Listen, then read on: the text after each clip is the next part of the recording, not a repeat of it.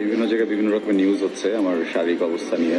পদ্মার জনপ্রিয় অভিনেতা আরশ খান এত অল্প বয়সে জীবন মৃত্যু নিয়ে লড়াই করবেন, এটা হয়তো কখনো ভাবেননি তার অডিয়েন্সরা।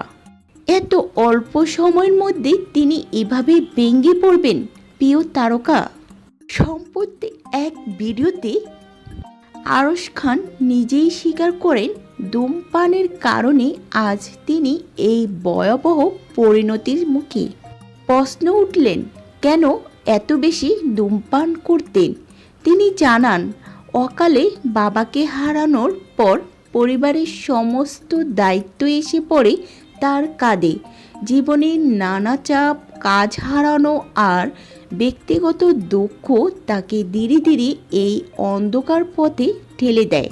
এছাড়াও জানা যায় যে ছোট পর্দার অভিনেত্রী তানিয়া বৃষ্টির সঙ্গে সম্পর্কের ভাঙনের পর থেকে আরশ খান ভীষণ পরিমাণে ভেঙে পড়েন। সেই দুঃখ ডাকতেই নাকি তিনি আরও বেশি ধূমপানের দিকে ঝুঁকে যান। সেটা আমার প্রবলেম না। আমি তোমার ক্যারিয়ার খেয়ে ফেলতে চাইছি, আমি তোমার ক্যারিয়ার নষ্ট করতেছি, মিনিমাম খারাপ ছাড়া কিছু। ডক্টরদের বাসামতে তার ফুসফুস প্রায় শেষের দিকে। সবচেয়ে আবেগঘন দৃশ্য দেখা গেছে তার মায়ের চোখে।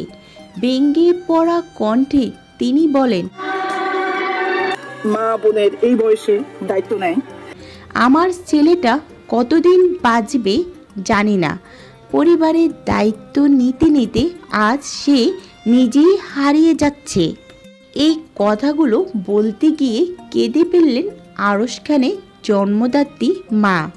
শোবিজ অঙ্গন জুড়ে এখন শুধু প্রার্থনা আরশ খান যেন ফিরে আসেন সুস্থ জীবনে।